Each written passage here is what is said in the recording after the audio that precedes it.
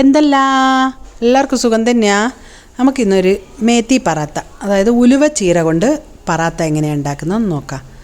വളരെ എളുപ്പത്തിൽ ഉണ്ടാക്കിയെടുക്കാൻ പറ്റും, നല്ല ടേസ്റ്റുമാണ്, ആരോഗ്യത്തിനും വളരെ ഉത്തമമാണ്. എന്തായാലും എല്ലാവരും ഉണ്ടാക്കി കഴിച്ചു നോക്കണം.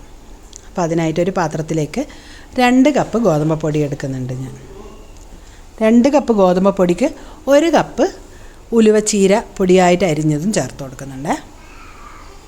ഇനി ഇതിലേക്ക് 1/4 കപ്പ് തൈര്,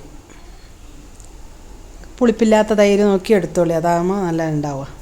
പിന്നെ ഒരു 1/2 ടീസ്പൂൺ മഞ്ഞൾപ്പൊടി, 1/2 ടീസ്പൂൺ മല്ലിപ്പൊടി, 1/2 ടീസ്പൂൺ മുളക് പൊടി, പിന്നെ ഒരു 1/4 ടീസ്പൂൺ ജീരകത്തിൻ്റെ പൊടി, പിന്നെ ഒരു 1/2 ടീസ്പൂൺ അയമോദകം. അത് കൈയിൻ്റെ അടിയിലിട്ടിട്ട് നല്ലോണം നുരുമ്പിയിട്ടിട്ട് കൊടുക്കണം. കൂടാണ്ട് അത് ഓപ്ഷണലൊന്നുമല്ല, നിർബന്ധം, നല്ലതാണ്, ഇല്ലെങ്കിൽ ചേർക്കണ്ട, അത്രയേ ഉള്ളൂ. പിന്നെ ഉപ്പും, പിന്നെ ഒരു 1/2 ടേബിൾ സ്പൂൺ സൺഫ്ലവർ ഓയിലാണ് ചേർത്ത് കൊടുത്തത്. നിങ്ങൾ കഴിയുന്ന വെളിച്ചെണ്ണ ചേർക്കണ്ട, വേറെ എന്ത് ഓയിൽ ചേർത്താലും കുഴപ്പമില്ല. അപ്പോൾ 2 പച്ചമുളകും, ഒരു കഷ്ണം ഇഞ്ചിയും, ഒരു 4-5 വെളുത്തുള്ളിയും കൂടി ഒന്ന് നല്ലോണം കല്ലുരലിലിട്ടിട്ട് നമുക്ക് ഇടിച്ച് ചമ്മന്തിയാക്കി എടുക്കാം. അപ്പം അന്നേരമാണ് അതിന് കുറച്ചുകൂടി നല്ലൊരു ടേസ്റ്റ്, എരിവും എല്ലാം കിട്ടും. മുളക് പൊടി നമ്മൾ ചേർത്തിട്ടുണ്ടെങ്കിലും 1/2 ടീസ്പൂൺ അല്ലേ ഉള്ളൂ. അപ്പോൾ ഇത് നല്ലോണം ചമ്മന്തി ആയിട്ടുണ്ട്. ഇനി ഇതെടുത്തിട്ട് പൊടീൻ്റെ കൂടെ തന്നെ ഇട്ടിട്ട് നല്ലോണം ഒന്ന് കുഴച്ചെടുക്കാം.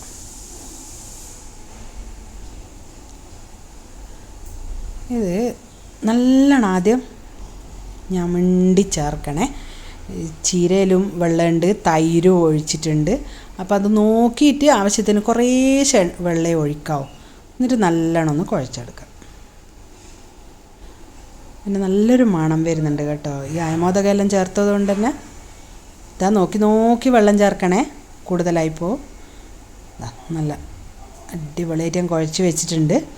ഇതിൻ്റെ മുകളിലേക്ക് ഒരു നനഞ്ഞ തുണി ഇട്ട് കൊടുത്തിട്ട് മൂടി വെച്ചിട്ട് നമുക്കൊരു 1/2 മണിക്കൂർ അവിടെ റെസ്റ്റ് ചെയ്യാൻ വെക്കാം. അവിടെ നിൽക്കട്ടെ. ഇതാ 1/2 മണിക്കൂറായിട്ടുണ്ട്. അതിന് ശേഷം ഇത് നമുക്കെടുത്ത് ഉരുട്ടി പരത്തി ചുട്ടെടുക്കാം. അപ്പോൾ ഒരു കുറച്ച് വലിപ്പത്തിൽ തന്നെ എടുത്താൽ കേട്ടോ, ഇത് കുറച്ച് കട്ടിയിലാണ് ചൂടുക. അത് നമുക്ക് കുറച്ച് പൊടിയും ഇട്ടിട്ട് നല്ലോണം ഒന്ന് പരത്തിയെടുക്കാം.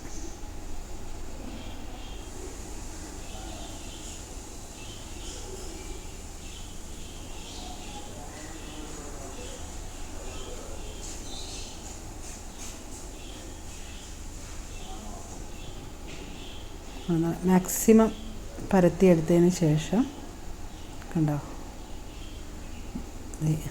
ഇതുപോലെ ഉണ്ടാവും. ഈ ഒരു കട്ടിയാണേ. ഈ ഒരു കട്ടിയിൽ കല്ല് ചൂടായതിന് ശേഷം കല്ലുമ്മലിട്ട് കൊടുക്കുക. കല്ല് കുറച്ച് നല്ലോണം ചൂടായിക്കോട്ടെ കേട്ടോ. എന്നിട്ടൊരു മീഡിയം ടു ലോ ഫ്ലെയിമിലിട്ടാൽ മതിയേ. എന്നിട്ടത് തിരിച്ചു മറിച്ചോട്ട് പാളി കത്തിച്ചിട്ട് ചിലർ ഉണ്ടാക്കും, പക്ഷെ നമുക്ക് അത്ര ശീലമില്ലാത്തപോലെ മീഡിയം ടു ലോ ഫ്ലെയിമിലിട്ടാൽ മതി. ഒരു 1/2 ടീസ്പൂൺ സൺഫ്ലവർ ഓയിൽ തന്നെയാണ് ഞാൻ ഒഴിച്ചു കൊടുക്കുന്നത്. മേലെയും താഴെയായിട്ട് കുറേശ്ശെ ഒഴിച്ചു കൊടുക്കുക. കുറച്ച് കൂടുതൽ നെയ്യോ ബട്ടറോ എന്ത് വേണമെങ്കിലും ചേർക്കാം. കുറച്ച് 1/2 ടീസ്പൂൺ ആക്കേണ്ട, കൂടുതൽ ഓയിൽ ഒഴിച്ചാലും കുഴപ്പമൊന്നുമില്ല, അതിൽ ഓരോരുത്തർ ഇഷ്ടം പോലെ. ഞാൻ ഒരു 1/2 ടീസ്പൂണേ ഒഴിച്ചിട്ടുള്ളൂ. കണ്ടോ, അപ്പോൾ വെള്ള നിറത്തിൽ മേലെ അതുപോലെ ഉണ്ടാവും. അത് തിന്നുമ്പോൾ അങ്ങനെ വലിയ ടേസ്റ്റ് വ്യത്യാസമൊന്നും തോന്നില്ല. അപ്പോൾ അതാ റെഡി ആയിട്ടുണ്ട്. എന്നിട്ടും കണ്ട മേലെ വെള്ള നിറം അതുണ്ടാവും. അത് ഓയിൽ കുറഞ്ഞത് കൊണ്ടാണ്, അത് കുഴപ്പമൊന്നുമില്ല. ഒരു ഭാഗത്തിരിക്കട്ടെ, ബാക്കിയുള്ള അതേപോലെ നമുക്ക് ചുട്ടെടുക്കാം.